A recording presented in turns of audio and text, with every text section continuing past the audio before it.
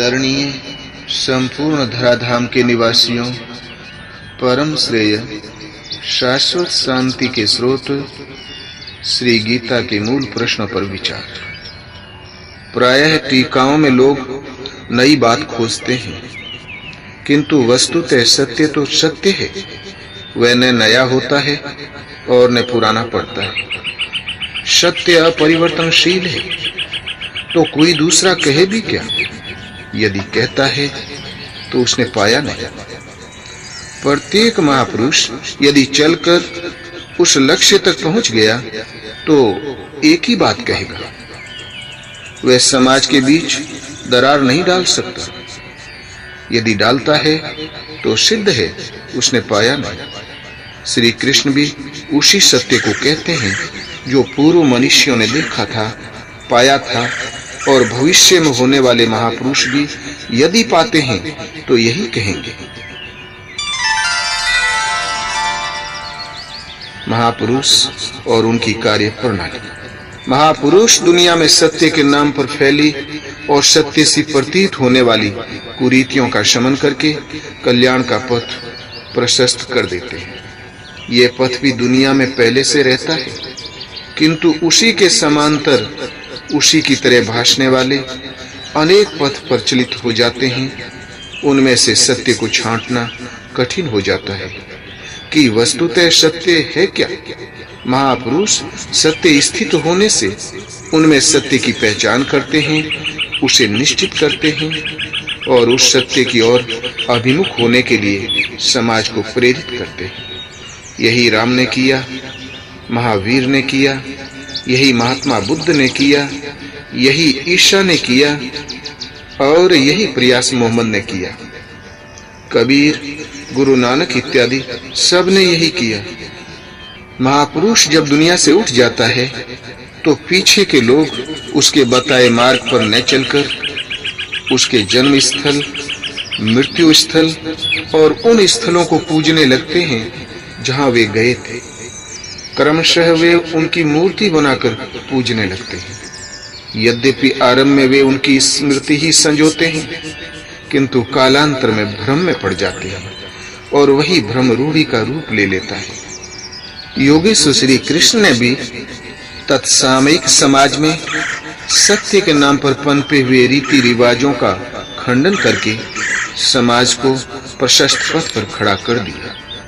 अध्याय 2:16 में उन्होंने कहा, अर्जुन, असत वस्तु का तो अस्तित्व नहीं है और सत का तीनों कालों में अभाव नहीं है। भगवान होने के कारण ये मैं अपनी ओर से नहीं कह रहा हूं, बल्कि इनका अंतर तत्वदर्शियों ने देखा और वही मैं कहने जा रहा हूं। 13वें अध्याय में उन्होंने क्षेत्र क्षेत्रज्ञ का वर्णन उसी प्रकार किया जो ऋषि भीर बहुधा गीतम ऋषियों द्वारा प्राय गाया जा चुका था। 18वें अध्याय में त्याग और संन्यास का तत्व बताते हुए उन्होंने 4 मतों में से एक का चयन किया और उसे अपना समर्थन दिया। संन्यास। कृष्ण काल में अग्नि को न छूने वाले तथा चिंतन का भी त्याग करके अपने को योगी सन्यासी कहने वालों का संप्रदाय भी पनप रहा था। उसका खंडन करते हुए उन्होंने स्पष्ट किया कि ज्ञान मार्ग तथा भक्ति मार्ग दोनों में से किसी भी मार्ग के अनुसार कर्म को त्यागने का विधान नहीं। कर्म तो करना ही होगा। कर्म करते करते साधना इतनी सूक्ष्म हो जाती है कि सर्व संकल्पों का अभाव हो जाता है। वह पूर्ण संन्यास है। बीच रास्ते में संन्यास नाम की कोई वस्तु नहीं।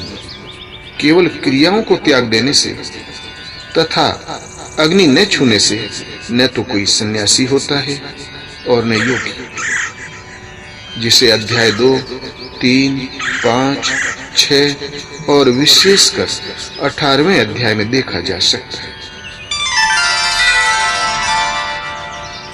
कर्म। ऐसी ही भ्रांति कर्म के संबंध में भी मिलती है।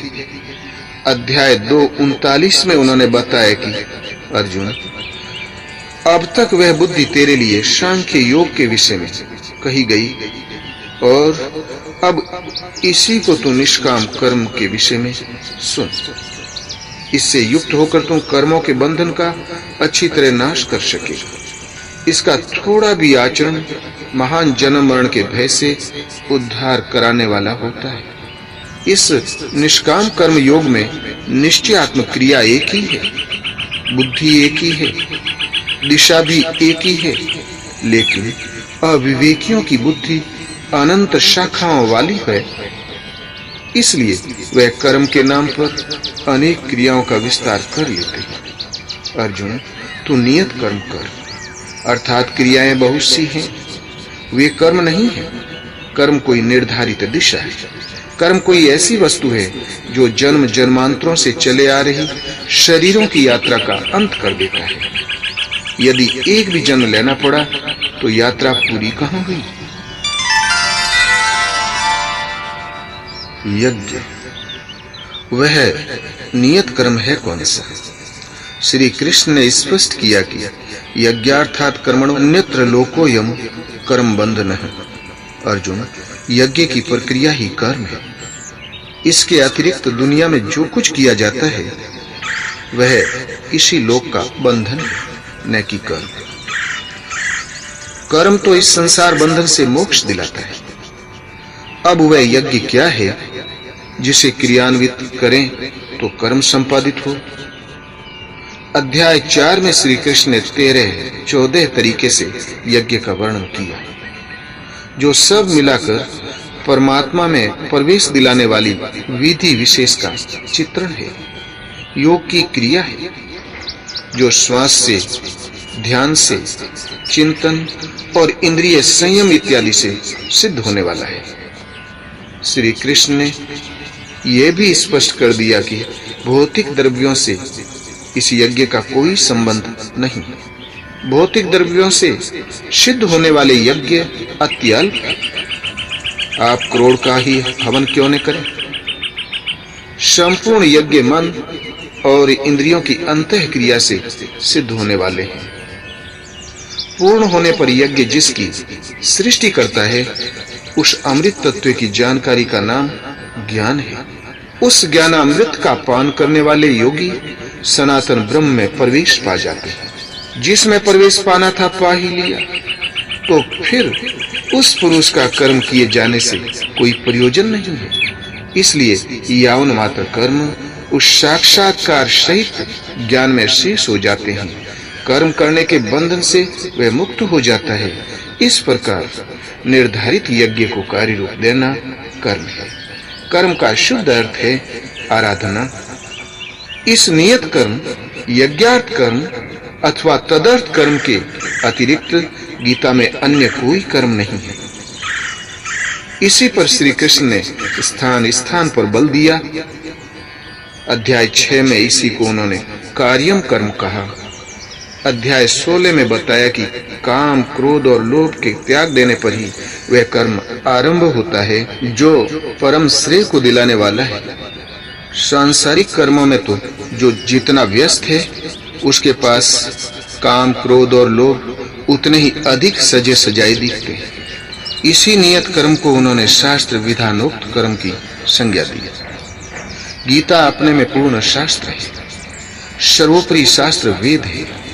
वेदों का सार उपनिषद है और उन सब का सारांश योगेश्वर श्री कृष्ण की यही वाणी गीता है। 17वें और 18वें अध्याय में भी शास्त्र विधि से निर्धारित कर्म, नियत कर्म, कर्तव्य कर्म और पुण्य कर्म से इंगित करके उन्होंने बारंबार दृढ़ाया कि नियत कर्म ही परम कल्याणकारक है। योगेश्वर श्री कृष्ण के इतना बल देने पर भी आप उस नियत कर्म को न करके श्री कृष्ण का कहना न मानकर उल्टी सीधी कल्पना करते हैं कि जो कुछ भी संसार में किया जाता है कर्म है। कुछ भी त्यागने की जरूरत नहीं है। केवल फल की कामना न करो, हो गया निष्काम कर्म योग। कर्तव्य भावना से करो, हो गया कर्तव्य योग। कुछ भी करो, नारायण को समर्पण कर दो, हो गया समर्पण योग। इसी प्रकार यज्ञ का नाम आते ही हम भूत यज्ञ, पितृयज्ञ, पंच यज्ञ, विष्णु के निमित्त किया जाने वाला यज्ञ गढ़ लेते हैं और उसकी क्रिया में स्वाहा बोलकर खड़े हो जाते हैं। यदि श्री कृष्ण ने स्पष्ट न कहा हो तो हम कुछ भी करें, यदि बताया है तो जितना कहा है उतना ही मान लें, किंतु हम मान नहीं पाते। विरासत में अनेक रीति रिवाज, पूजा पद्धतियां हमारे मस्तिष्क को जकड़े हुए हैं। बाह्य वस्तुओं को कदाचित हम बेचकर भाग भी सकते, किंतु यह पूर्वाग्रह मस्तिष्क में बैठकर हमारे साथ चलते हैं। श्री कृष्ण के शब्दों को भी हम उन्हीं के अनुरूप ढालकर ग्रहण करते हैं। युद्ध।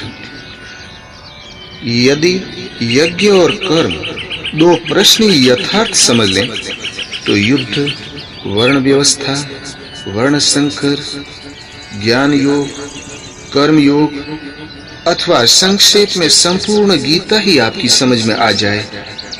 अर्जुन लड़ना नहीं चाहता था। वह धनुष फेंककर रथ के पिछले भाग में बैठ गया, किंतु योगेश्वर श्री कृष्ण ने एकमात्र कर्म की शिक्षा देकर कर्म को केवल दृढ़ाया ही नहीं, बल्कि अर्जुन को उस कर्म पर चला भी दिया। युद्ध हुआ, इसमें संदेह नहीं।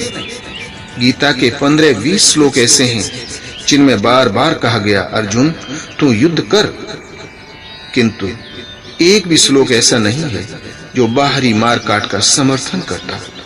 द्रष्टव्य है अध्याय 2, 3, 11, 15 और 18, क्योंकि जिस कर्म पर बल दिया गया वह था नियत कर्म, जो एकांत देश के सेवन से, चित्त को सब ओर से समेट कर ध्यान करने से होता है। यदि गीतोक्त कल्याण युद्ध करने वालों के लिए ही है तो आप गीता का पिंड छोड़ दें। आपके समक्ष अर्जुन जैसे युद्ध की कोई परिस्थिति तो है नहीं।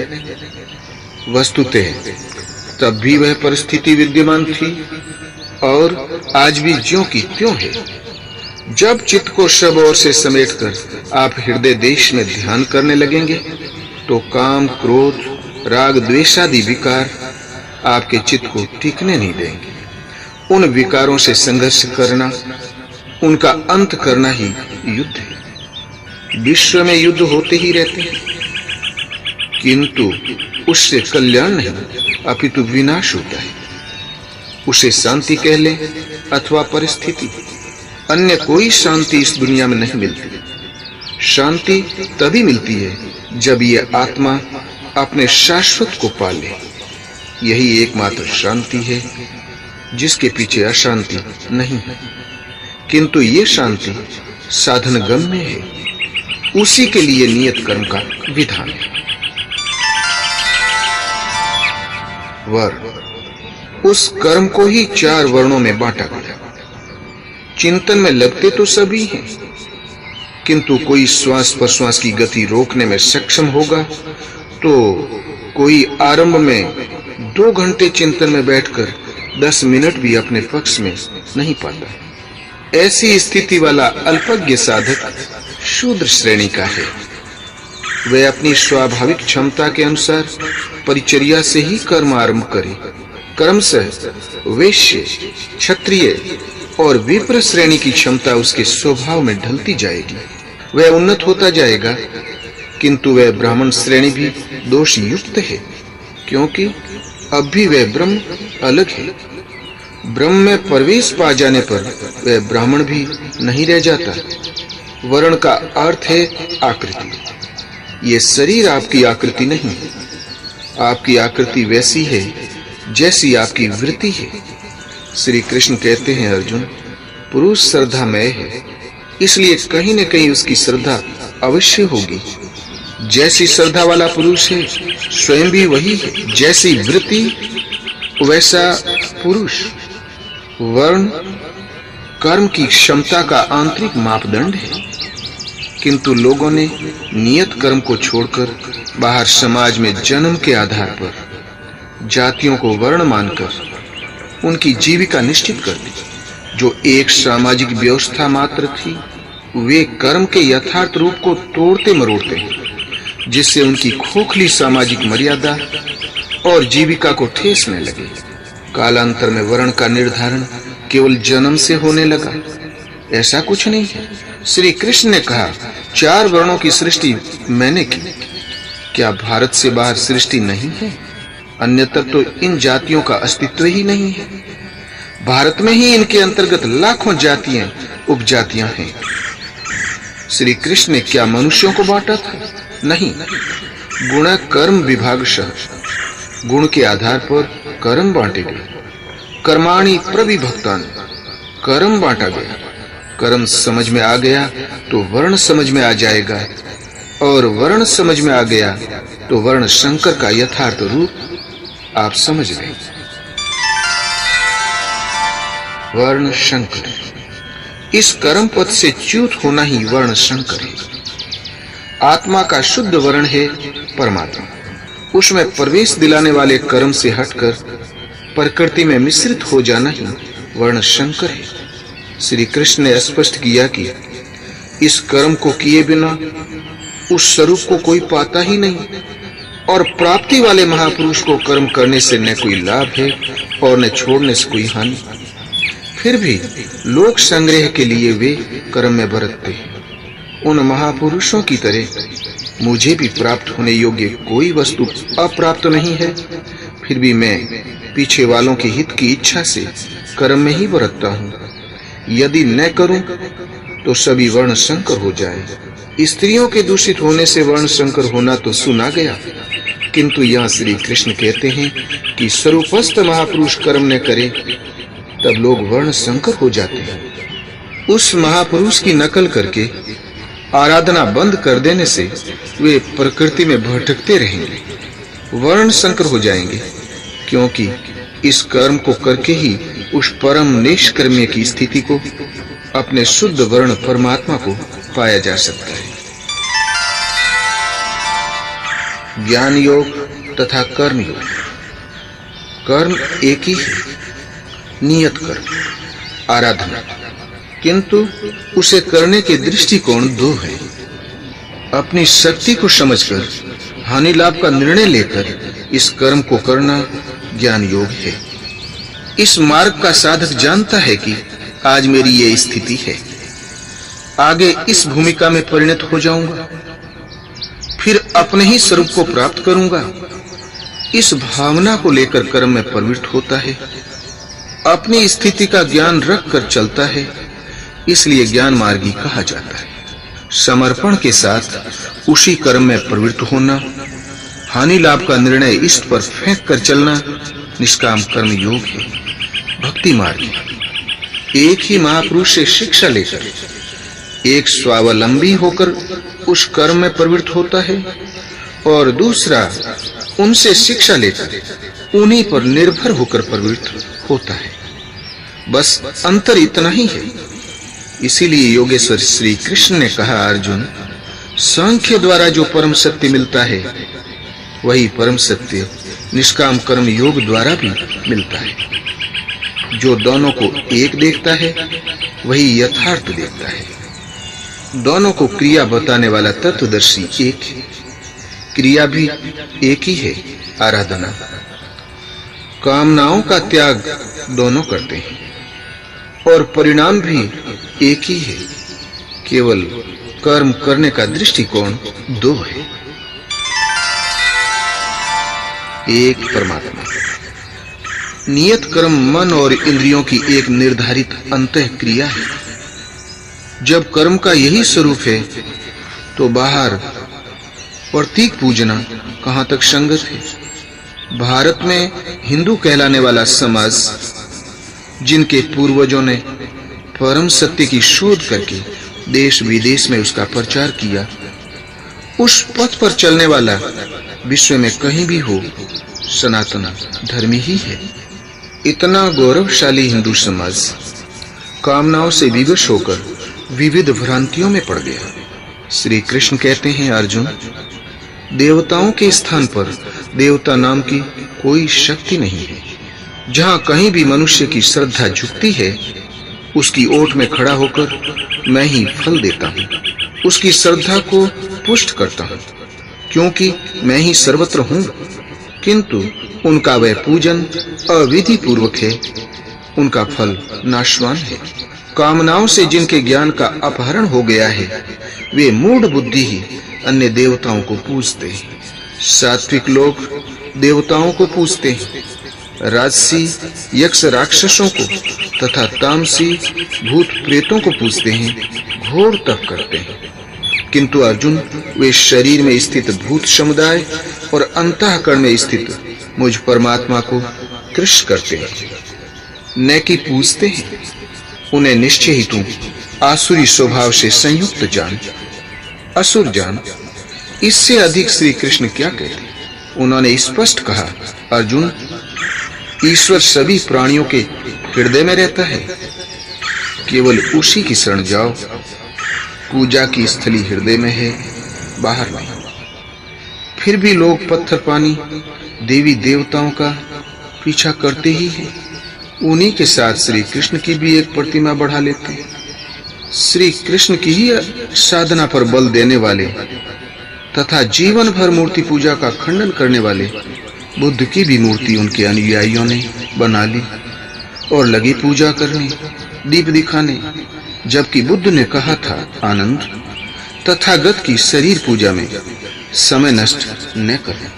मंदिर, मस्जिद, चर्च, तीर्थ, मूर्तियां तथा स्मारकों से पूर्ववर्ती महापुरुषों की स्मृतियां संजोई जाती हैं, जिससे उनकी उपलब्धियों का स्मरण होता रहे। महापुरुषों में स्त्रियां, पुरुष सभी होते आए हैं।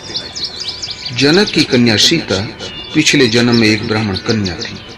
अपने पिता की प्रेरणा से पर ब्रह्म को पाने के लिए उसने तपस्या की, किंतु सफल न हो सकी।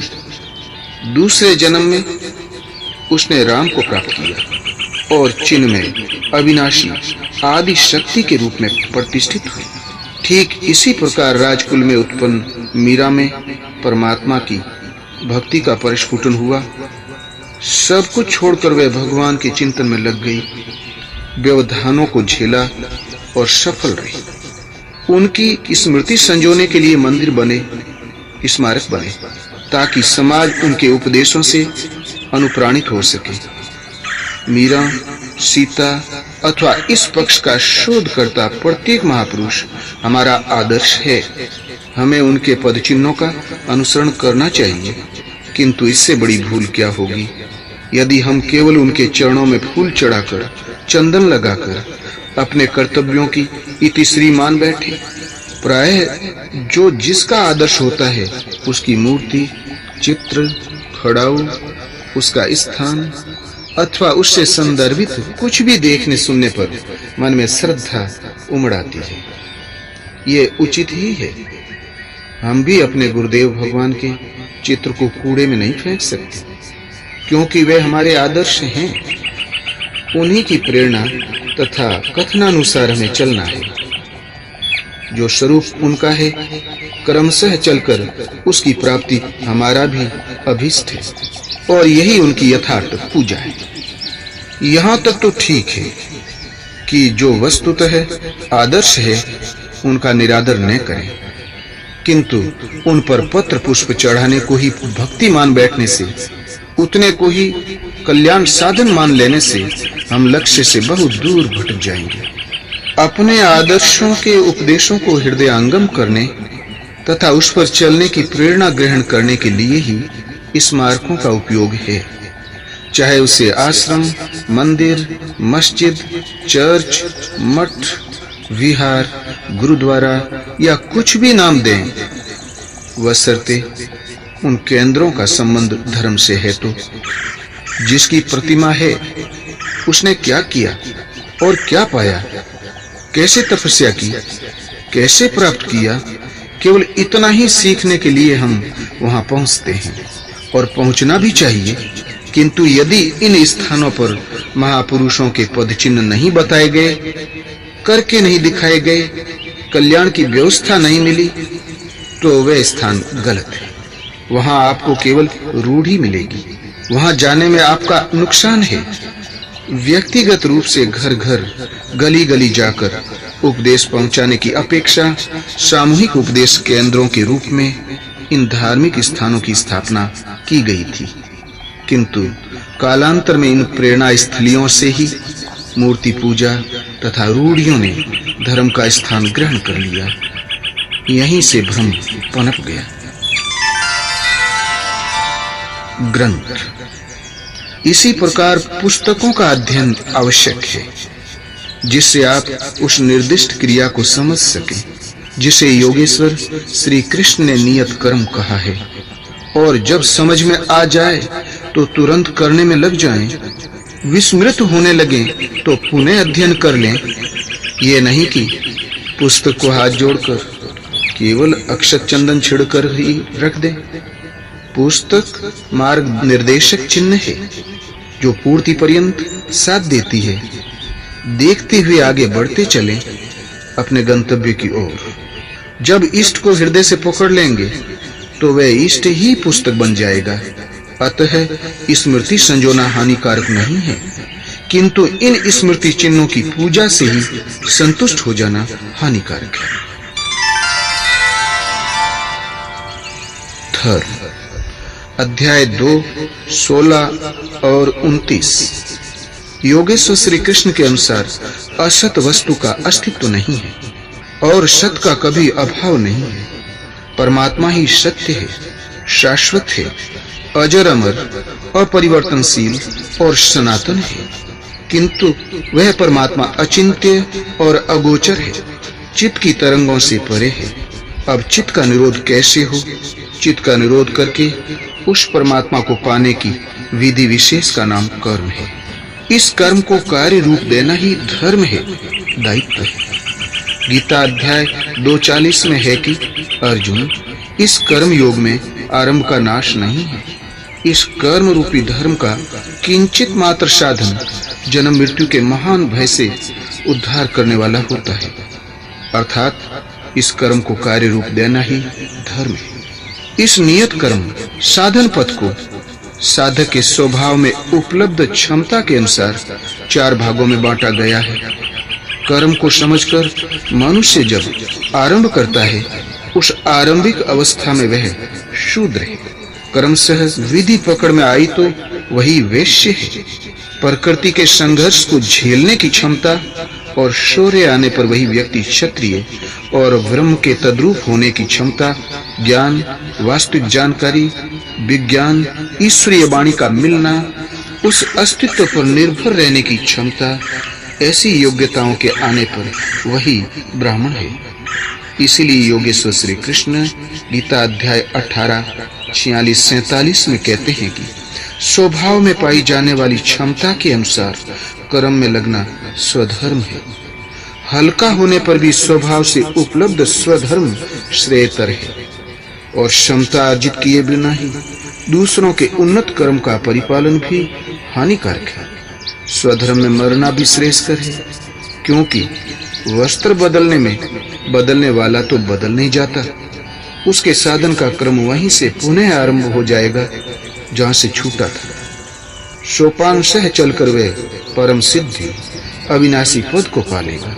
इसी पर पुनः बल देते हैं कि जिस परमात्मा से सभी प्राणियों की उत्पत्ति हुई है, जो सर्वत्र व्याप्त है, स्वभाव से उत्पन्न हुई क्षमता के अनुसार उसे भली भांति पूजकर मानव परम सिद्धि को प्राप्त हो जाता है। अर्थात निश्चित विधि से एक परमात्मा का चिंतन ही धर्म है। धर्म में प्रवेश किसको है? इसे करने का अधिकार किसे है? इसे स्पष्ट करते हुए योगेश्वर ने बताया कि अर्जुन, अत्यंत दुराचारी भी यदि अनन्य भाव से मुझे भजता है, अनन्य अर्थात अन्य न, मुझे छोड़कर अन्य किसी को भी न भजकर केवल मुझे भजता है, तो क्षिप्रम भवति धर्मात्मा, वह शीघ्र ही धर्मात्मा हो जाता है। उसकी आत्मा धर्म से संयुक्त हो जाती है। अतः श्री कृष्ण के अनुसार धर्मात्मा वह है जो एक परमात्मा में अनन्य निष्ठा से लग गया है। धर्मात्मा वह है जो एक परमात्मा की प्राप्ति के लिए नियत कर्म का आचरण करता है। धर्मात्मा वह है जो स्वभाव से नियत क्षमता के अनुसार परमात्मा की शोध में संलग्न है। अंत में कहते हैं कि सर्वधर्मान परित्यज्य मामेकम शरणं व्रज। अर्जुन, सारे धर्मों की चिंता छोड़कर एक मेरी शरण में हो जा। अतः एक परमात्मा के प्रति समर्पित व्यक्ति ही धार्मिक है। एक परमात्मा में श्रद्धा स्थिर करना ही धर्म है। उस एक परमात्मा की प्राप्ति की निश्चित क्रिया को करना धर्म है। इस स्थिति को प्राप्त महापुरुष, आत्मतृप्त महापुरुषों का सिद्धांत ही सृष्टि में एकमात्र धर्म है। उनकी शरण में जाना चाहिए कि उन महापुरुषों ने कैसे उस परमात्मा को पाया, किस मार्ग से चले। वह मार्ग सदा एक ही है। उस मार्ग से चलना धर्म है। धर्म मनुष्य के आचरण की वस्तु है। वह आचरण केवल एक है। व्यवसायात्मिका बुद्धि ही रेके है कुरु नंदन 2:41। इस कर्म योग में निश्चयात्मक क्रिया एक ही है। इंद्रियों की चेष्टा और मन के व्यापार को संयमित कर आत्मा में प्रातपर ब्रह्म में प्रवाहित करना। धर्मांतर। सनातन धर्म के आदि देश भारत में कुरीतियां यहां तक पनपी कि मुसलमानों के आक्रमण के समय उनका धर्म आक्रमकों के हाथ का एक ग्रास चावल खाने से, 2 घूंट पानी पीने से नष्ट होने लगा। धर्म भ्रष्ट घोषित हजारों हिंदुओं ने आत्महत्या कर ली। धर्म के लिए वे मरना जानते थे, लेकिन धर्म समझें तब तो। धर्म तो हो गया छुई मुई। छुई मुई का पौधा छूने पर मुरझा जाता है, किंतु छूटते ही पनप जाता है। उसका सनातन धर्म तो ऐसा मुरझाया कि कभी नहीं पनपा। जिस सनातन आत्मा को भौतिक वस्तुएं स्पर्श भी नहीं कर पाती, वह कहीं छूने खाने से नष्ट होती हैं। आप तलवार से मरे, धर्म छूने से मर गया। क्या सचमुच धर्म नष्ट हुआ था? कदापि नहीं। धर्म के नाम पर कोई कुरीति पल रही थी, वह नष्ट हुई। गृहस्थों का अधिकार। प्रायः लोग पूछते हैं कि जब कर्म का यही स्वरूप है जिसमें एकांत देश का सेवन, इंद्रिय संयम, निरंतर चिंतन और ध्यान करना है, तब तो गीता गृहस्थों के लिए अनुपयोगी है। तब तो गीता केवल साधुओं के लिए है। किंतु ऐसा कुछ भी नहीं है। गीता मूलतः उनके लिए है जो इस पथ का पथिक है, और अंशतः उसके लिए भी है जो इस पथ का पथिक बनना चाहता है। गीता मानव मात्र के लिए समान आशय रखती है। सद्गृहस्थों के लिए तो इसका विशेष उपयोग है, क्योंकि वहीं से कर्म आरंभ होता है। श्री कृष्ण ने कहा था, अर्जुन, इस निष्काम कर्म योग में आरंभ का भी नाश नहीं होता। इसका थोड़ा भी साधन जन्म मरण के महान भय से उद्धार करने वाला होता है। आप ही बताएं, थोड़ा साधन कौन करेगा? गृहस्थ अथवा विरक्त? गृहस्थ ही इसके लिए थोड़ा समय देगा। यह उसके लिए ही है। अध्याय 4:36 में कहा, अर्जुन, यदि तू संपूर्ण पापियों से भी अधिक पाप करने वाला है, तब भी ज्ञान रूपी नौका से निसंदेह पार हो जाएगा। अधिक पापी कौन है? जो अनवरत लगा है वह, अथवा जो अभी लगना चाहता है? अतः सद्गृहस्थ आश्रम से ही कर्म का आरंभ है। अध्याय 6:37-45। अर्जुन ने पूछा, भगवान, शिथिल प्रयत्न वाला श्रद्धावान पुरुष परम गति को न पाकर किस दुर्गति को प्राप्त होता है? श्री कृष्ण ने कहा, अर्जुन, योग से चलायमान हुए शिथिल प्रयत्न वाले पुरुष का कभी विनाश नहीं होता। वह योग भ्रष्ट श्रीमान सुचि नाम श्रीमताम गेय शुद्ध सत्य आचरण वालों के यहाँ जन्म लेकर योगी कुल में प्रवेश पा जाता है, साधन की ओर आकर्षित होता है और अनेक जन्मों में चलकर वहीं पहुंच जाता है जिसका नाम परम गति अर्थात परम धाम है। यह शिथिल प्रयत्न कौन करता है? योग भ्रष्ट होकर वह कहां जन्म लेता है? वह गृहस्थ ही तो बना, वहीं से वह साधनों उन्मुख होता है। अध्याय 9:30 में उन्होंने कहा कि अत्यंत दुराचारी भी यदि अनन्य भाव से मुझे भजने लगे तो वह साधु ही है, क्योंकि वह निश्चय के साथ सही रास्ते पर लग गया है। अत्यंत दुराचारी कौन होगा? जो भजन में प्रवृत्त हो गया वह, अथवा वह जिसने अभी आरंभ ही नहीं किया। अध्याय 9:32 में कहा, स्त्री, वेश्य, शूद्र तथा पाप योनि वाले ही क्यों न हो, मेरे आश्रित होकर साधन करने से परम गति पाते हैं। हिंदू हो, ईसाई हो, मुसलमान हो, श्री कृष्ण ऐसा कुछ नहीं कहते। अत्यंत दुराचारी पातकी ही क्यों न हो, मेरी शरण होकर परम गति पाते हैं। अतः गीता मानव मात्र के लिए है। सदगृहस्थ आश्रम से ही इस कर्म का आरंभ है। कर्मशः वही सदगृहस्थ योगी बनता है, पूर्ण त्यागी हो जाता है और तत्व का दिग्दर्शन कर परम में प्रवेश पा जाता है, जिसे श्री कृष्ण ने कहा कि ज्ञानी मेरा स्वरूप है। स्त्री, गीता के अनुसार शरीर एक वस्त्र है। जैसे पुराने वस्त्र को त्याग कर मनुष्य नया वस्त्र धारण कर लेता है, ठीक इसी प्रकार भूतादिकों का स्वामी आत्मा इस शरीर रूपी वस्त्र को त्याग कर दूसरा शरीर वस्त्र धारण कर लेता है। आप पिंड रूप में स्त्री हो या पुरुष, ये वस्त्र के आकार है। संसार में पुरुष दो प्रकार का है, क्षर और अक्षर। समस्त प्राणियों का शरीर क्षर पुरुष अथवा परिवर्तनशील पुरुष है, और मन सहित इंद्रियां जब कुटस्थ हो जाती है तब वही अक्षर पुरुष है। उसका कभी विनाश नहीं होता। यह भजन की अवस्था है। स्त्रियों के प्रति कभी सम्मान तो कभी अपमान की भावना समाज में बनी ही रहती है, किंतु गीता की अपौरुषेय वाणी में यह है कि शूद्र, अल्पज्ञ, वैश्य, विधि प्राप्त, स्त्री, पुरुष कोई क्यों न हो, मेरी शरण आकर परम गति को प्राप्त होता है। अतः इस कल्याण पथ में स्त्रियों का वही स्थान है जो एक पुरुष का है। भौतिक समृद्धि। गीता परम कल्याण तो देती है, साथ ही मनुष्यों के लिए आवश्यक भौतिक वस्तुओं का भी विधान करती है।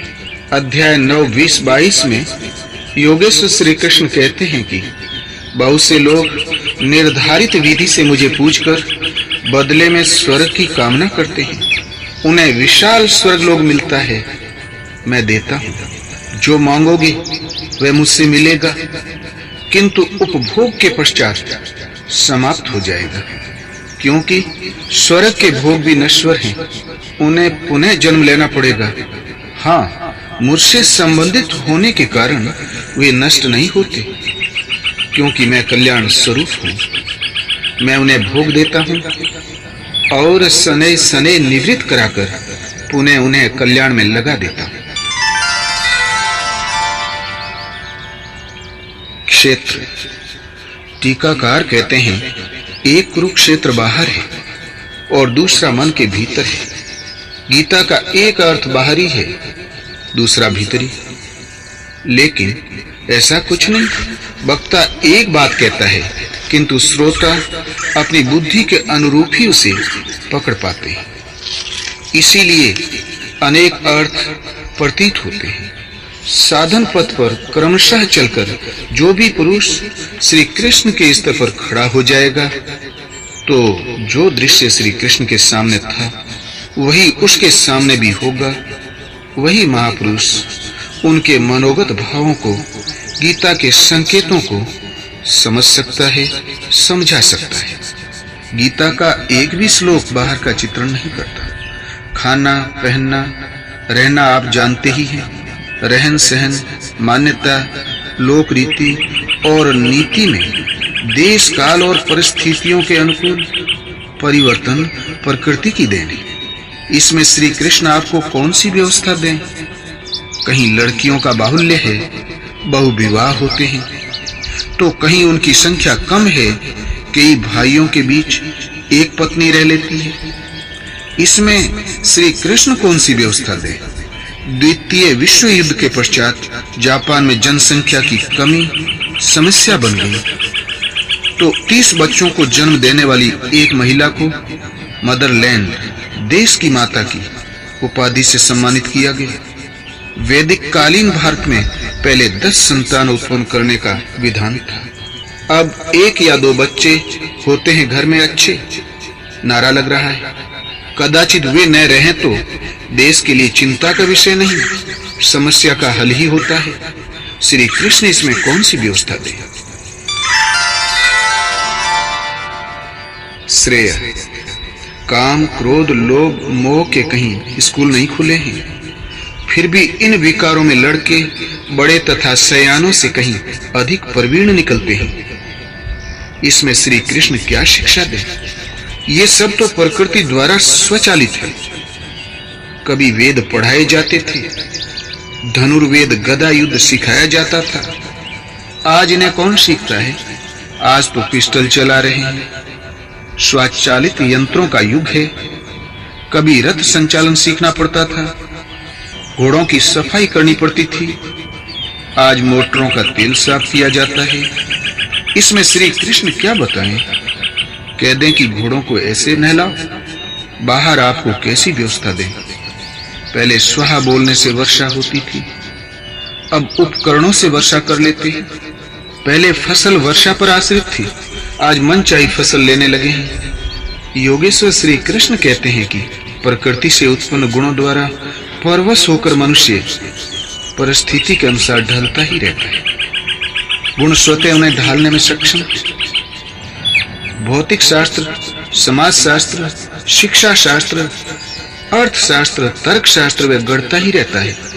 एक ही वस्तु ऐसी है जो मनुष्य नहीं जानता, नहीं पहचानता, जो है तो उसी के पास किंतु उसे विस्मृत है। गीता सुनकर अर्जुन की वही स्मृति लौट आई थी। वह स्मृति है परमात्मा की, जो हृदय देश में होकर भी उससे बहुत दूर है। उसी को मनुष्य पाना चाहता है किंतु रास्ता नहीं पाता। केवल कल्याण पथ से ही मनुष्य अनभिज्ञ है। मोह का आवरण इतना घना है कि उधर सोचने का समय ही नहीं मिलता। उन महापुरुष ने आपके लिए समय दिया है, उस कर्म को स्पष्ट किया है जिसे करने का निर्देश गीता में है। गीता मुख्यतः यही देती है। भौतिक वस्तुएं भी उससे मिलती है, किंतु श्रेय की तुलना में प्रेय नगण्य है। योग प्रदाता योगेश्वर श्री कृष्ण के अनुसार कल्याण पथ की जानकारी, उसका साधन और उसकी प्राप्ति सद्गुरु से होती है। इधर उधर तीर्थों में बहुत भटकने या बहुत परिश्रम से यह तब तक नहीं मिलता जब तक किसी संत द्वारा न प्राप्त किया जाए। अध्याय 3:34 में श्री कृष्ण ने कहा, अर्जुन, तू किसी तत्वदर्शी महापुरुष के पास जाकर भली प्रकार दंड प्रणाम कर, निष्कपट भाव से सेवा करके, प्रश्न करके उस ज्ञान को प्राप्त कर। प्राप्ति का एकमात्र उपाय है किसी महापुरुष का सानिध्य और उनकी सेवा। उनके अनुसार चलकर योग की संसिद्धि काल में पाएगा। अध्याय 18 में उन्होंने बताया कि परिज्ञाता अर्थात तत्वदर्शी महापुरुष, ज्ञान अर्थात जानने की विधि, ज्ञेय परमात्मा, तीनों कर्म के प्रेरक है। अतः श्री कृष्ण के अनुसार महापुरुष ही कर्म के माध्यम है, न कि केवल पुस्तक। किताब तो एक नुस्खा है। नुस्खा रटने से कोई निरोग नहीं होता, बल्कि उसे अमल में लाना है। नरक अध्याय 16 में आसुरी संपद का वर्णन करते हुए योगेश्वर श्री कृष्ण ने बताया कि अनेक प्रकार से भ्रमित चित्त वाले, मोह में फंसे आसुरी स्वभाव वाले मनुष्य अपवित्र नरक में गिरते हैं। प्रश्न स्वाभाविक है कि नरक है कैसा और किसे कहते हैं। इसी क्रम में स्पष्ट करते हैं कि मुझसे द्वेष रखने वाले नराधमों को मैं बारंबार आसुरी योनियों में गिराता हूं, अजस्र आसुरी योनियों में गिराता हूं। यही नरक है। इस नरक का द्वार क्या है? उन्होंने बताया कि काम, क्रोध और लोभ नरक के 3 द्वार हैं, जिनमें आसुरी संपद गठित होती है। अतः बारंबार कीट, पतंग, पशु इत्यादि योनियों में आना ही नरक है। पिंडदान। प्रथम अध्याय में विषादग्रस्त अर्जुन को आशंका थी कि युद्ध जनित नरक संहार से पितरलोक पिंडदान और अर्पण से वंचित हो जाएंगे, पितर गिर जाएंगे। इस पर भगवान श्री कृष्ण ने कहा कि अर्जुन, तुझे यह अज्ञान कहां से हो गया? पिंडोदक क्रिया को योगेश्वर ने अज्ञान कहा और बताया कि जिस प्रकार जीर्ण शीर्ण वस्त्र को त्याग कर मनुष्य नया वस्त्र धारण कर लेता है, ठीक इसी प्रकार यह आत्मा जीर्ण शरीर को छोड़कर तत्काल शरीर रूपी नवीन वस्त्र को ग्रहण कर लेता है। यहाँ शरीर मात्र एक वस्त्र है और जब आत्मा ने केवल वस्त्र बदला, वह मरा नहीं, नश्वर शरीर को ही बदला है। उसकी व्यवस्थाएं पूर्ववत है। तो इस भोजन, पिंडदान, आसन, शैया, सवारी, आवास या जल इत्यादि से किसे तृप्त किया जाता है? यही कारण है कि योगेश्वर ने इसे अज्ञान कहा। अध्याय 15:7 में इसी पर बल देते हुए कहते हैं कि यह आत्मा मेरा सनातन अंश है, स्वरूप है और मन से 5 इंद्रियों के कार्यकलाप जन्य संस्कार को लेकर दूसरे शरीर को धारण कर लेती है और मन से खट इंद्रियों के द्वारा अगले शरीर में विषय भोगों को भोगती है। आत्मा ने जिस शरीर को धारण किया वहां भी भोग सामग्री उपलब्ध है। फिर पिंडदान क्यों दिया जाता है? पिंडदान कैसा? इधर एक शरीर को छोड़ा, उधर दूसरे शरीर को धारण किया, वह सीधा उस शरीर में जाता है। बीच में कोई विराम नहीं, कोई स्थान नहीं। तो हजारों पीढ़ियों के पितरों का अनादि काल से पड़ा रहना और उनकी जीविका वंश परंपरा के हाथ निर्धारित करना तथा पिंजड़े के पंछी की तरह उनका रुदन पतन एक अज्ञान मात्र है। इसलिए श्री कृष्ण ने इसे अज्ञान कहा। पाप और पुण्य। इस प्रश्न पर समाज में अनेक भ्रांतियां हैं, किंतु योगेश्वर श्री कृष्ण के अनुसार रजोगुण से उत्पन्न यह काम और क्रोध भोगों से कभी तृप्त न होने वाले महान पापी है, अर्थात काम ही एकमात्र पापी है। पाप का उद्गम काम है, कामनाएं। ये कामनाएं रहती कहां हैं? श्री कृष्ण ने बताया कि इंद्रियां, मन और बुद्धि इसके वास स्थान कहे जाते हैं। जब विकार तन में नहीं मन में ही होते हैं तो शरीर धोने से क्या हो? श्री कृष्ण के अनुसार इस मन की शुद्धि होती है नाम जप से, ध्यान से, समकालीन किसी तत्वदर्शी महापुरुष की सेवा से, उनके प्रति समर्पण से, जिसके लिए वे 4:34 में प्रोत्साहित करते हैं कि तद विद्धि प्रणिपाते, सेवा और प्रश्न करके उस ज्ञान को प्राप्त करो जिससे सभी पाप नष्ट हो जाते हैं। अध्याय 3:13 में उन्होंने कहा कि यज्ञ से शेष बचे अन्न को खाने वाले संत जन संपूर्ण पापों से छूट जाते हैं और जो शरीर के लिए कामना करते हैं वे पापी पाप ही खाते हैं। यहाँ यज्ञ चिंतन की एक निश्चित क्रिया है जिससे मन में निहित चराचर जगत के संस्कार जल जाते हैं, शेष केवल ब्रह्म ही बचता है।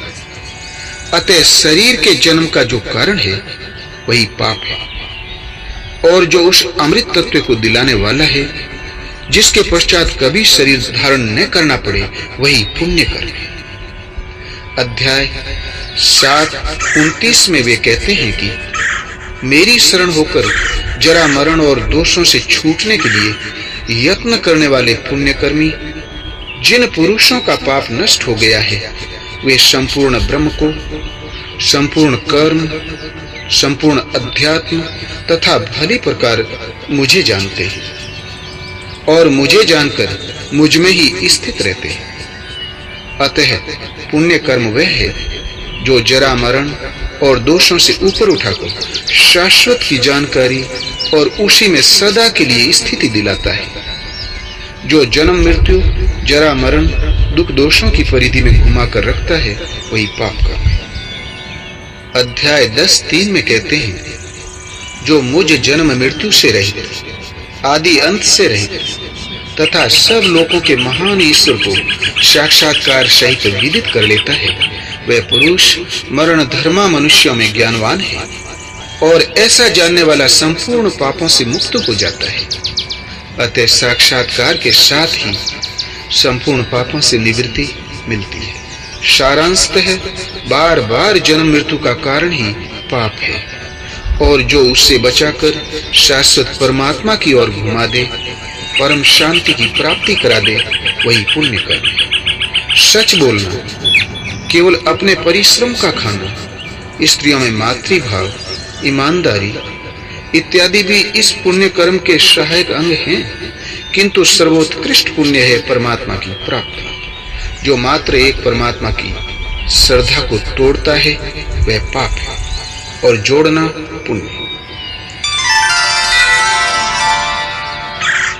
संत सब एक। गीता अध्याय 4:1 में भगवान श्री कृष्ण ने बताया कि इस अविनाशी योग को कल्प के आदि में मैंने सूर्य के प्रति कहा था, किंतु श्री कृष्ण के पूर्वकालीन इतिहास अथवा अन्य किसी भी शास्त्र में कृष्ण नाम का उल्लेख नहीं मिलता। वास्तव में श्री कृष्ण एक पूर्ण योगेश्वर हैं।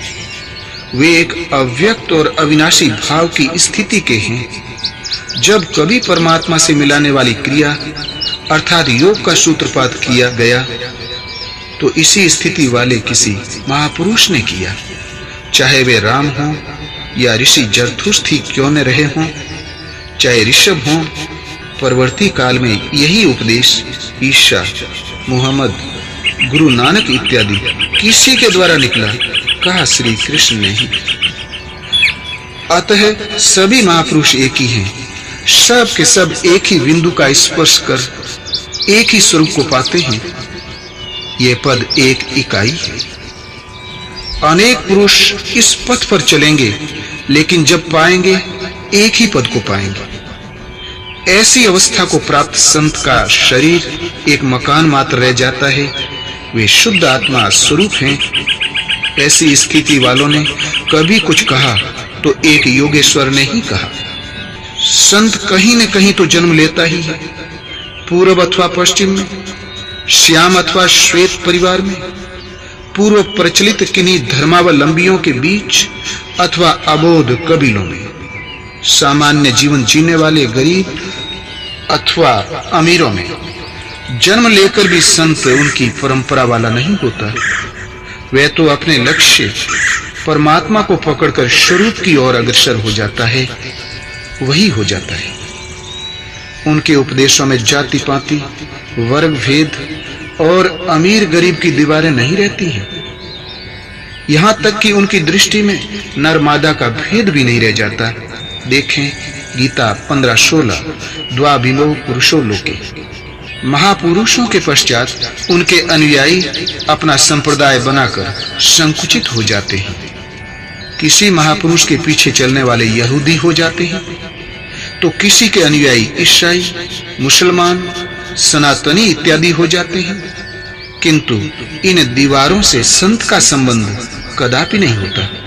संत न तो कोई सांप्रदायिक है और न कोई जाति। संत संत है, उन्हें किसी सामाजिक संगठन में न समेटे। अतः संसार भर के संतों की चाहे किसी कबीले में उनका जन्म हुआ हो, चाहे किसी मजहब संप्रदाय वाले उनका पूजन अधिक करते हों, किसी सांप्रदायिक प्रभाव में आकर ऐसे संतों की आलोचना नहीं करनी चाहिए, क्योंकि वे निरपेक्ष हैं। संसार के किसी भी स्थान में उत्पन्न संत निंदा के योग्य नहीं होता। यदि कोई ऐसा करता है तो वह अपने अंदर स्थित अंतर्यामी परमात्मा को दुर्बल करता है, अपने परमात्मा से दूरी पैदा कर लेता है, स्वयं अपनी क्षति करता है। संसार में जन्म लेने वालों में यदि आपका कोई सच्चा हितैषी है तो संत ही है। अतः उनके प्रति सहृदय रहना संसार भर के लोगों का मूल कर्तव्य है। इससे वंचित होना अपने को धोखा देना है। वेद। गीता में वेद का वर्णन बहुत आया है, किंतु कुल मिलाकर वेद मार्ग निर्देशक चिन्ह है, माइलस्टोन मात्र है। मंजिल तक पहुंच जाने पर उस व्यक्ति के लिए उनका उपयोग समाप्त हो जाता है। अध्याय 2:45 में श्री कृष्ण ने कहा, अर्जुन, वेद तीनों गुणों तक ही प्रकाश पाते हैं, तुम वेदों के कार्य क्षेत्र से ऊपर उठ। अध्याय 2:46 में कहा, सब ओर से परिपूर्ण स्वच्छ जलाशय प्राप्त होने पर छोटे जलाशयों से मनुष्य का जितना प्रयोजन रह जाता है, अच्छी प्रकार ब्रह्म के ज्ञाता महापुरुष अर्थात ब्राह्मणों का वेदों से उतना ही प्रयोजन रह जाता है, किंतु दूसरों के लिए तो उनका उपयोग है। अध्याय 8:28 में कहा, अर्जुन, मुझे तत्व से भली भांति जान लेने पर योगी वेद, यज्ञ, तप, दान इत्यादि के पुण्य फलों को पार कर सनातन पद को प्राप्त हो जाता है। अर्थात जब तक वेद जीवित है, यज्ञ करना शेष है, तब तक सनातन पद की प्राप्ति नहीं है। अध्याय 15:1 में बताया, ऊपर परमात्मा ही जिसका मूल है, नीचे कीट पतंग पर्यंत प्रकृति जिसकी शाखा पर शाखा है, संसार ऐसा पीपल का एक अविनाशी वृक्ष है। जो इसे मूल सहित जानता है वह वेद का ज्ञाता है। इस जानकारी का स्रोत महापुरुष है, उनके द्वारा निर्दिष्ट भजन है, पुस्तक या पाठशाला भी उन्हीं की ओर प्रेरित करते हैं। ओम। श्री कृष्ण के निर्देशन में ओम के जप का विधान पाया जाता है। अध्याय 7-8 ओंकार मैं हूं। 8-13 ओम को जप और मेरा चिंतन कर। अध्याय 9-17 जानने योग्य पवित्र ओंकार मैं हूं। अध्याय 10-33 अक्षरों में आकार मैं हूं। 10-25 वचनों में एक अक्षर मैं हूं। अध्याय 17-23 ओम तत्व और सत्य ब्रह्म का परिचायक है। 17-24 यज्ञ, दान और तप की क्रियाएं ओम से ही प्रारंभ होती है। अतः श्री कृष्ण के अनुसार ओम का जप नितांत आवश्यक है, जिसकी विधि किसी अनुभवी महापुरुष से सीख। गीतोक्त ज्ञान ही विशुद्ध मनुस्मृति। गीता आदि मानव महाराज मनुष्य से भी पूर्व प्रकट हुई है। इमं विवस्वते योगम प्रोक्तवानहम अव्ययम। 4:1 अर्जुन, इस अविनाशी योग को मैंने कल्प के आदि में सूर्य से कहा तथा सूर्य ने मनु से कहा। मनु ने उसे श्रवण कर अपनी याददाश्त में धारण किया, क्योंकि श्रवण की गई वस्तु मन की स्मृति में ही रखी जा सकती है। इसी को मनु ने राजा इक्ष्वाकु से कहा। इक्ष्वाकु से राज ऋषियों ने जाना और इस महत्वपूर्ण काल से यह अविनाशी योग इसी पृथ्वी में लुप्त हो गया। आरंभ में कहने और श्रवण करने की परंपरा थी, लिखा भी जा सकता है, ऐसा कल्पना नहीं थी। मनु महाराज ने इसे मानसिक स्मृति में धारण किया तथा स्मृति की परंपरा दी। इसलिए यह गीतोक्त ज्ञान ही विशुद्ध मनु स्मृति है। भगवान ने यह ज्ञान मनुष्य से भी पूर्व सूर्य से कहा, तो इसे सूर्य स्मृति क्यों नहीं कहते?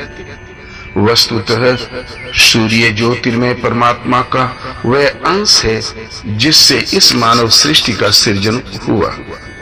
भगवान श्री कृष्ण कहते हैं, मैं ही परम चेतन बीज रूप से पिता हूँ। प्रकृति गर्भ धारण करने वाली माँ है, वह बीज रूप पिता सूर्य है। सूर्य परमात्मा की वह प्रशक्ति है जिसने मानव की संरचना की। वह कोई व्यक्ति नहीं, और जहाँ परमात्मा के उस ज्योतिर्मय तेज से मानव की उत्पत्ति हुई, उस तेज में वह गीतोक्त ज्ञान भी प्रसारित किया, अर्थात सूर्य से कहा। सूर्य ने अपने पुत्र मानु से कहा, इसलिए यह मानो स्मृति है। सूर्य कोई व्यक्ति नहीं, बीज है। भगवान श्री कृष्ण कहते हैं, अर्जुन, वही पुरातन योग मैं तेरे लिए कहने जा रहा हूँ। तू प्रिय भक्त है, अनन्य सखा है।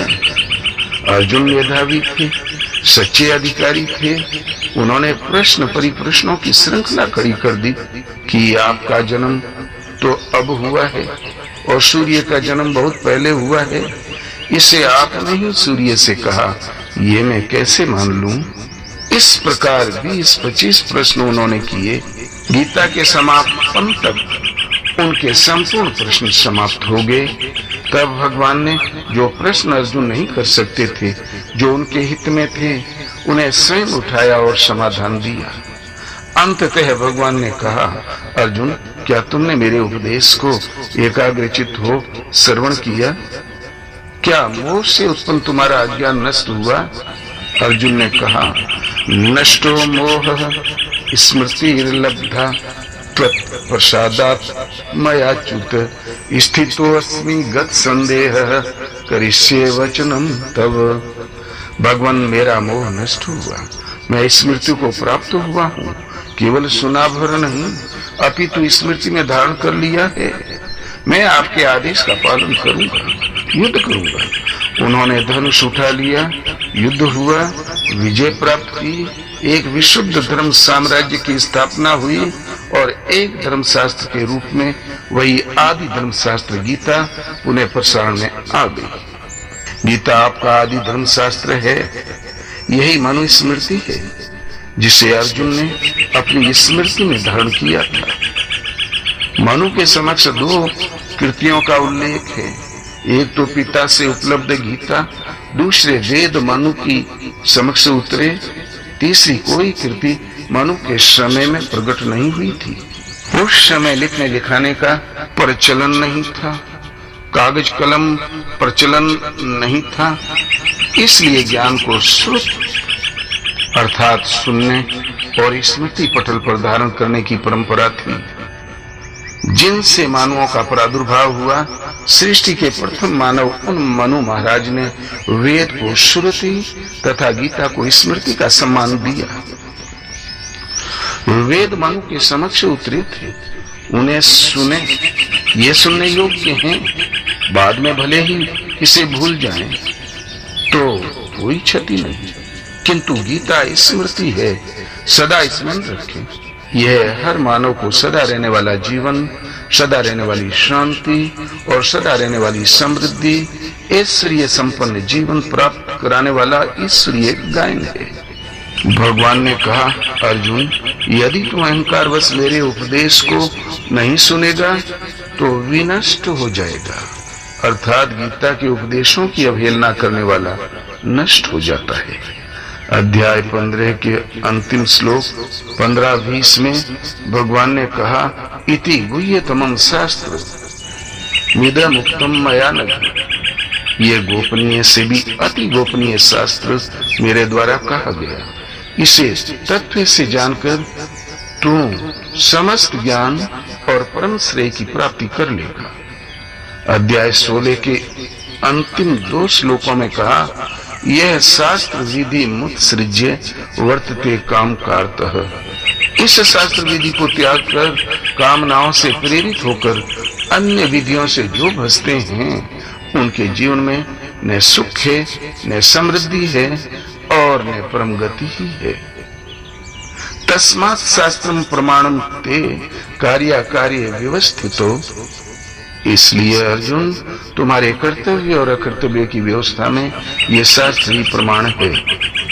इसको भली प्रकार अध्ययन कर तत्पश्चात आचरण कर, तो मुझ में निवास करोगे, अविनाशी पद प्राप्त कर लोगे, सदा रहने वाला जीवन, सदा रहने वाली शांति और समृद्धि पालोगे। गीता मनुस्मृति है और भगवान श्री कृष्ण के अनुसार गीता ही धर्म शास्त्र है, अन्य कोई शास्त्र नहीं, कोई अन्य स्मृति नहीं है। समाज में प्रचलित अनेकानेक स्मृतियां गीता के विस्मृत हो जाने का दुष्परिणाम है। स्मृतियां कतिपय राजाओं के संरक्षण में लिखी, समाज में ऊंच नीच की दीवार सृजित करने, इसे बनाए रखने का उपाय है। मनु के नाम पर प्रचारित तथा कथित स्मृति में मनुकालीन वातावरण का चित्रण नहीं है। मूल मनु स्मृति गीता एक परमात्मा को ही सत्य मानती है, उसमें विलय दिलाती है, किंतु वर्तमान काल में प्रचलित लगभग 164 स्मृतियां परमात्मा का नाम तक नहीं लेती, न परमात्मा की प्राप्ति के उपायों पर प्रकाश डालती हैं। वे केवल स्वर्ग के आरक्षण तक ही सीमित रहकर न अस्थि जो है नहीं उन्हीं को ही प्रोत्साहन देती है, मोक्ष का उनमें उल्लेख तक नहीं है।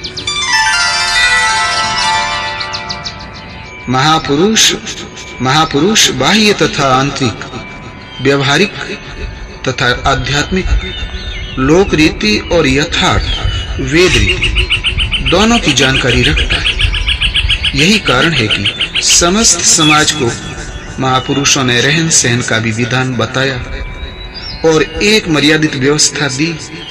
वशिष्ठ, शुक्राचार्य, स्वयं योगेश्वर श्री कृष्ण, महात्मा बुद्ध, मूसा, ईसा, मोहम्मद, रामदास, दयानंद, गुरु गोविंद सिंह इत्यादि सहस्रों महापुरुषों ने ऐसा किया, किंतु ये व्यवस्थाएं सामयिक होती हैं। पीड़ित समाज को भौतिक वस्तु प्रदान करना यथार्थ नहीं है। भौतिक उलझने क्षणिक, शाश्वत नहीं, इसलिए उनका हल भी तत्सामयिक होता है, सदैव नहीं। उसे चिरंतन व्यवस्था के रूप में ग्रहण नहीं किया जा सकता। व्यवस्थाकार सामाजिक विकृतियों को महापुरुष सुलझाया करते हैं। यदि उन्हें न सुलझाया जाए तो ज्ञान वैराग्य जनित परम की साधना कौन सुनेगा। और व्यक्ति जिस वातावरण में फंसा है उसे वहां से हटाकर यथार्थ को जानने की स्थिति में लाने के लिए अनेकानेक प्रलोभन दिए जाते हैं। एतदर्थ महापुरुष जिन शब्दों का प्रयोग करते हैं, कोई व्यवस्था देते हैं, वह धर्म नहीं है। उससे 100-200 साल की व्यवस्था मिलती है, 400-600 साल के लिए उदाहरण बन जाता है और 1000-2000 वर्ष में वह सामाजिक आविष्कार नवीन परिस्थितियों के साथ साथ निष्प्राण हो जाता है। गुरु गोविंद सिंह की सामाजिक व्यवस्था में शस्त्र अनिवार्य था। क्या अब उस तलवार का शस्त्र के स्थान पर औचित्य है? ईसा गधे पर बैठते थे। मत्ती 21। गधे के संबंध में उनकी दी हुई व्यवस्थाओं का आज क्या उपयोग है? कहा किसी का गधा मत चुराओ। आज गधा कौन पालता है? इसी प्रकार योगेश्वर श्री कृष्ण ने उस समय के समाज को सम्यक व्यवस्थित किया, जिसका उल्लेख महाभारत, भागवत इत्यादि ग्रंथों में है। साथ ही इन ग्रंथों में उन्होंने यथार्थ का भी यत्र तत्र चित्रण किया। कल्याणकारी साधना और भौतिक व्यवस्थाओं के निर्देश को एक में मिला देने से समाज तत्व निर्णायक कर्म को पूरा नहीं समझ पाता। भौतिक व्यवस्थाओं को वह ज्यों का त्यों नहीं बल्कि बड़ा चढ़ाकर ग्रहण करता है, क्योंकि वह भौतिक है। महापुरुष ने कहा। ऐसा कहकर इन व्यवस्थाओं के लिए महापुरुषों की दुहाई भी देते हैं। वे महापुरुष की वास्तविक क्रिया को तोड़ मरोड़ कर उसे भ्रामक बना देते हैं। वेद, रामायण, महाभारत, बाइबिल, कुरान शव के प्रति पूर्वाग्रह युक्त धूमिल धारणाएं शेष हैं। बाह्य धरातल पर जीवन यापन करने वाला समाज उनके कथन का स्थूल आशय ही ग्रहण कर पाता है।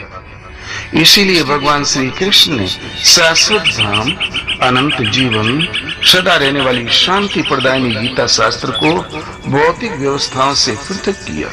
महाभारत भारत का बृहत इतिहास तथा गौरवशाली संस्कृति शास्त्र है। उन्होंने इस विशाल इतिहास के मध्य इसका गायन किया, जिससे भविष्य में आने वाली समस्त पीढ़ियां इस धर्म शास्त्र को धार्मिक धरातल पर यथावत समझ सके। कालांतर में महर्षि पातंजलि इत्यादि अनेक महापुरुषों ने भी परम श्रेय की यथार्थ विधि को सामाजिक व्यवस्था से हटाकर अलग प्रस्तुत किया। गीता मनुष्य मात्र के लिए भगवान ने इस धर्म शास्त्र का उपदेश पर्वते शस्त्र संपाते गीता 1:20 ठीक शस्त्र संचालन के समय किया, क्योंकि वे भली प्रकार जानते थे कि भौतिक संसार में कभी शांति और सुख होता ही नहीं। अरबों लोगों की आहुति के उपरांत भी जो विजेता होंगे वे भी विफल मनोरथ और अंततः उदासीन होंगे। इसलिए उन्होंने ऐसे शाश्वत युद्ध का परिचय गीता के माध्यम से दिया, जिसमें एक बार विजय हो जाने पर सदा रहने वाली विजय, अनंत जीवन और अक्षय धाम है, जो मानव मात्र के लिए सदैव सुलभ है, जो क्षेत्र क्षेत्रीय की लड़ाई है, प्रकृति और पुरुष का संघर्ष है, अंतःकरण में अशुभ का अंत और शुभ परमात्मा स्वरूप की प्राप्ति का साधन है। उत्तम अधिकारी के प्रति ही उन्होंने इसे व्यक्त किया। श्री कृष्ण ने बारंबार कहा कि तुझ अतिशय प्रीति रखने वाले भक्त के प्रति हित की इच्छा से कहता हूँ, यह अति गोपनीय है। अंत में उन्होंने कहा, जो भक्त नहीं है तो प्रतीक्षा करो, उसे रास्ते पर लाओ, फिर उसी के लिए कहो। ये मनुष्य मात्र के लिए यथार्थ कल्याण का एकमात्र साधन है, जिसका क्रमबद्ध वर्णन कृष्णोक्त गीता है। प्रस्तुत टीका।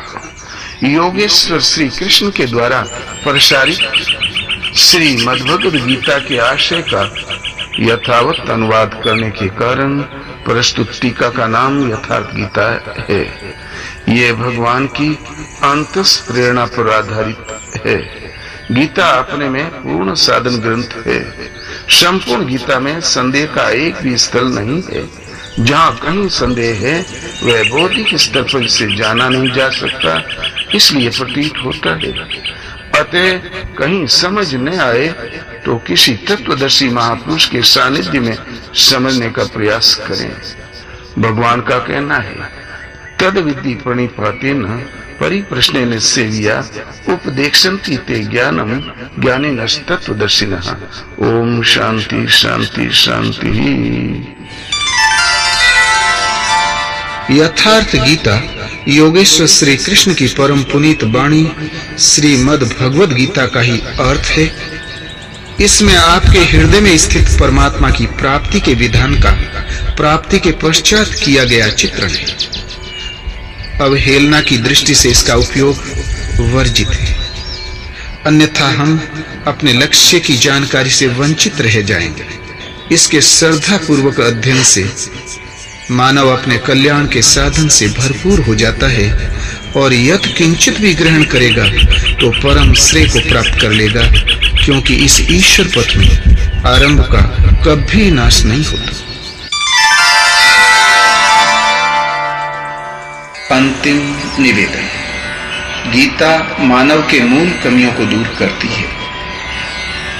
यह 18 अध्याय गीता के 61 श्रवण से आप समझ ही जाएंगे, जिसका प्रथम पुष्प पारब्रह्म परमेश्वर की संतानों को सादर समर्पित है। आज तारीख 20/2/94।